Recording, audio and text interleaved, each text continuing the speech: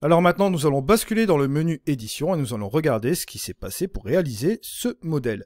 Alors bien évidemment, vous allez retrouver toutes ces catégories qui sont ici, d'accord, les outils de base, les créatifs, les portraits professionnels et bien sûr le masquage local. Alors bien évidemment, je vous rappelle le schéma de Luminar AI.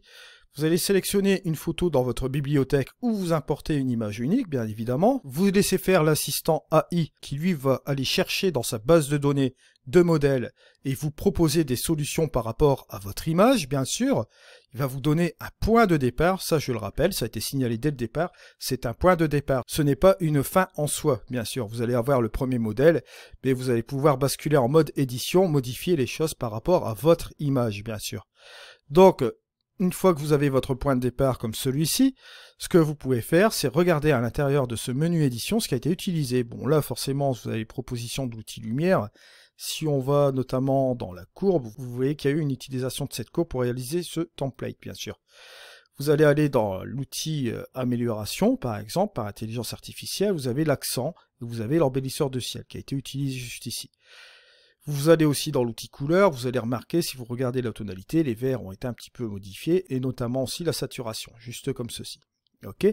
Vous avez ces deux choses-là qui ont été modifiées. Et si je continue, etc., etc., vous avez aussi le paysage, bien évidemment, où on a une réduction de brume, un petit peu d'or doré, et un peu de vignettage ici.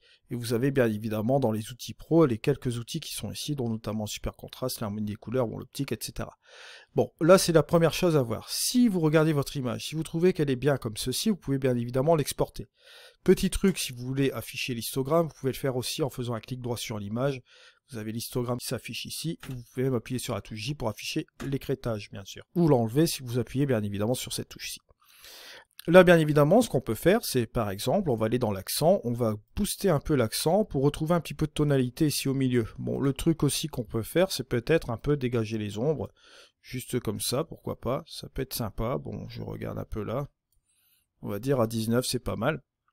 Et on obtient ce résultat-là. Une fois que j'ai ce résultat, bon, bien sûr, ce que je peux me dire aussi, c'est que bon, au niveau de la couleur, allez, je vais baisser un peu la saturation générale de mon image, juste un petit peu comme ceci, voilà. Et je me dis que j'ai une ambiance, on va dire, qui est pas trop mal, et je me dis que je suis satisfait de ça. Ce que je vais directement dans le module exporter, je fais enregistrer une photo, je règle bien évidemment les données d'exportation, et voilà, et on n'en parle plus. Voilà.